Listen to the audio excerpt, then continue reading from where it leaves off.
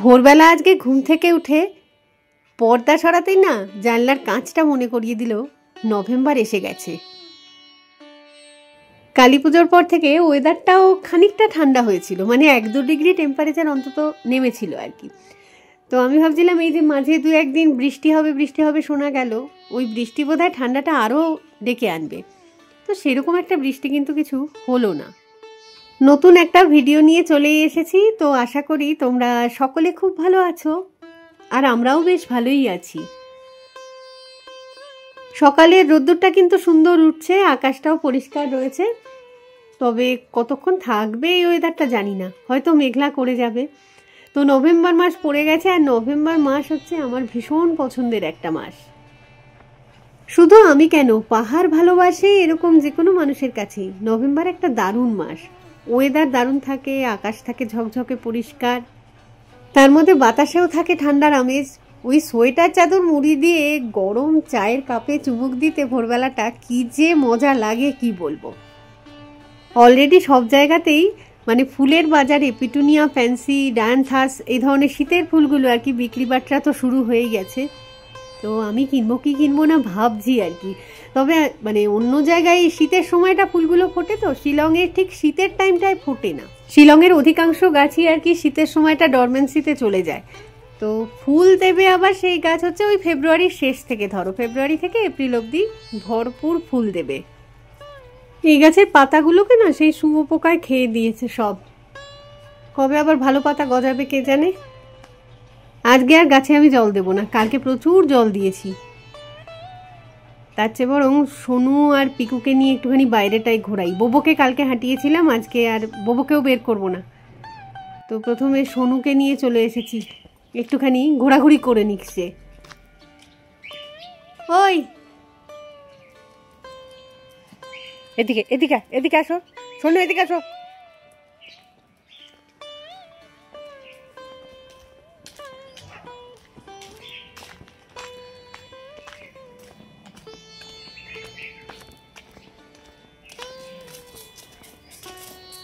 আয় এদিকে এদিকে, চল উপরে চল, উপরে চলো, এদিকে আসো তো।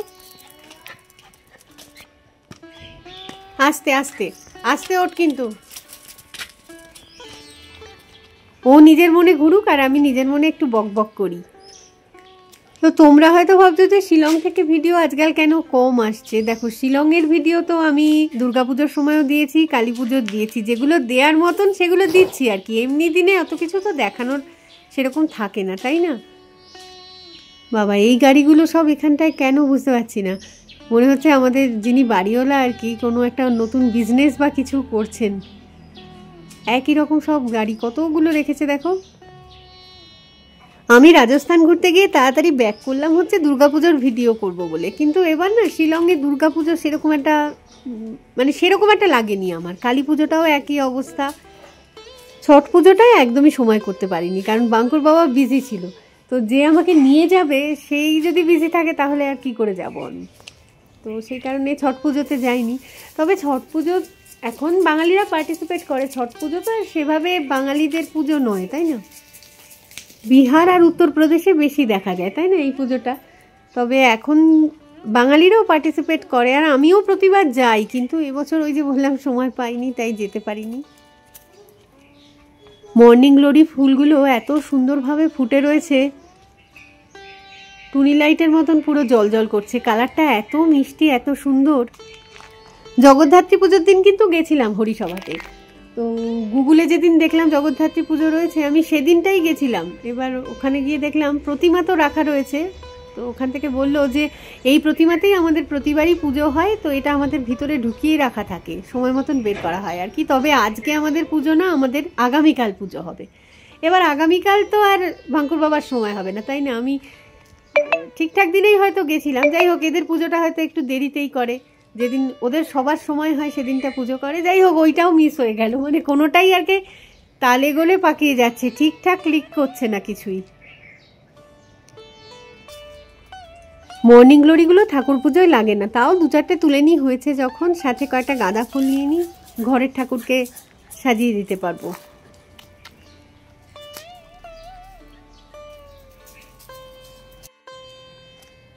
সোনুকে এবারে ঘরে ঢুকিয়ে দিই, পিকুকে বের করবো, পিকুকে ছাদে নিয়ে চলে যাব, কারণ সে যা দৌড়ায় না, চরম দৌড়ায়। এখানে ছেড়ে দিলে দৌড়ে কোথায় যে চলে যাবে এদেরকে খুঁজে পাওয়া খুব মুশকিল। এই দেখো এই কটা ফুল তুলে এনেছি, গাঁদা ফুল কয়েকটা আর এই মর্নিং গ্লোরিগুলো। এগুলো গাছ থেকে ছিঁড়লেই কিরকম একটা নেতিয়ে যায় যেন। পিকুকে নিয়ে চলে এসেছি ছাদে। এবার দেখো দৌড় কাকে বলে। দিওয়ালির দিন সবাই বাজি পুড়িয়েছিল ছাদের মধ্যে, বোধহয় অনেক রাত অবধি সবাই বাজি পুড়িয়েছিল, আওয়াজ পাচ্ছিলাম নিচ থেকে। তো সেই টুকরো টুকরো জিনিসগুলো পড়ে রয়েছে ছাদে, কেউই মনে হতে ঝেঁটিয়ে দেওয়ার আর সময় পাচ্ছে না। আমাদের এই ফ্ল্যাট বাড়ির পাশটাতেই ঠিক নংরিম হিলসের বিরাট বড় একটা গ্রেভিয়ার্ড রয়েছে না, তো আগামীকাল হচ্ছে 2 নভেম্বর, অল সোলস ডে। তো সেই জন্যেই 2-4 দিন ধরেই দেখছি লোকজন এসে সব পরিষ্কার করছে, গ্রেভিয়ার্ডগুলো সব পরিষ্কার করে আর কি। আগামীকাল ঠিক বিকেলবেলা থেকে সব মোমবাতিগুলো জ্বালিয়ে দেবে, দেখতে বেশ ভালো লাগে। ওরে বাপরে, এটা কি দৌড় হচ্ছে পিকো?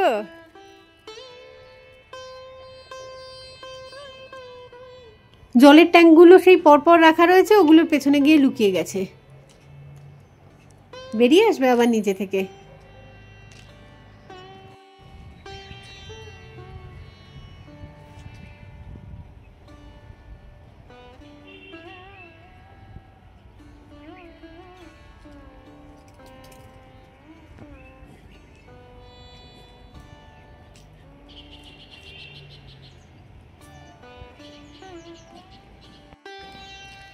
দাঁড়াও, নিচে যাব যখন বারান্দা থেকে দেখাবো। চেরি ব্লসম ফুল এসে গেছে কয়েকটা গাছের। নভেম্বর মাস মানেই হচ্ছে ওয়েট করে থাকি সারা বছরটা যে কবে চেরি ব্লসম ফুলটা ফুটবে আর কি। তো এবার কয়েকটা গাছে আগে আগেই নভেম্বর না পড়তে পড়তে কিন্তু ফুল এসে গেছে। দাঁড়াও নিচে গিয়ে তারপর দেখাবো।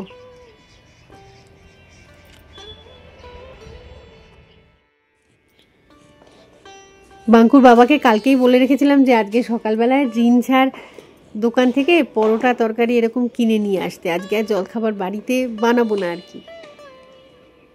তো দেখি নিচটায় নেমে যাই, আমি নেমে গেলে সে বেরোতে পারবে। আমি নিচে নেমে দেখছি যে তার পরোটা তরকারি আনা হয়ে গেছে, বাইরে থেকে আর কি তালা লক করে দিয়ে চলে গেছিল।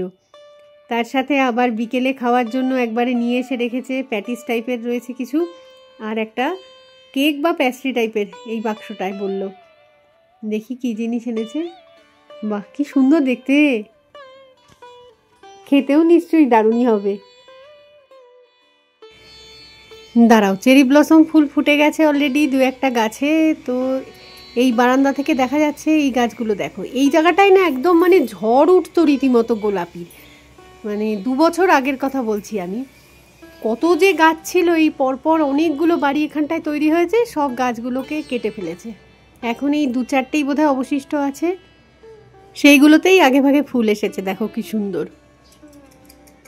চেরি ব্লসম ফেস্টিভ্যালের দিন কিন্তু এবার 14 আর 15 নভেম্বর। যারা পারবে আসতে টিকিট কেটে চলে এসো। তো এখন একটু বেলা হয়েছে, স্নান টান করে আমি ভাবলাম চুল শুকোতে বারান্দাটায় আসি, এসে দেখছি মেঘলা হয়ে গেছে এতক্ষণে। ঝিরঝির করে আবার 2-1 ফোঁটা বৃষ্টিও পড়ছে দেখছি। এই যে গ্রেভিয়ার্ডটা দেখাবো বলছিলাম না, দাঁড়াও ব্যাক ক্যামেরায় ভালো করে দেখাই আর কি। প্রচুর মানুষের ভিড় ওখানে, আগাছা লতা পাতা সব কিছু আর কি পরিষ্কার করছে, তারপর রং করে দিচ্ছে। 2-4 দিন ধরেই চলছে এই কাজগুলো। আজকেও করবে, কালকে সকাল থেকেও করবে, কিছুটা করে বিকেলের দিক করে সব মোমবাতি জ্বালিয়ে দেয়। দেখতে খুব সুন্দর লাগে, পুরো সন্ধেটা একদম আলোকিত হয়ে থাকে। এখানটা একটা চেরি ব্লসম ফুলের গাছ আছে, 2টো গাছ আছে, এগুলোতে হালকা হালকা ফুল আসতে শুরু করেছে। তো আমি দেখছি দাঁড়িয়ে দাঁড়িয়ে সোনু পিকুদের মতন 2-4টে এখানে এসেছে, ওই যে বাড়ির লোকজনের সাথে ওরাও চলে এসেছে, দিয়ে এগুলোর উপর নাচানাচি করছে। তো যারা কাজ করছে তাদের অসুবিধা হচ্ছে, ধমক ধমক খেয়ে আবার পালিয়ে যাচ্ছে, আবার একটু পরে ফিরে আসছে আর কি।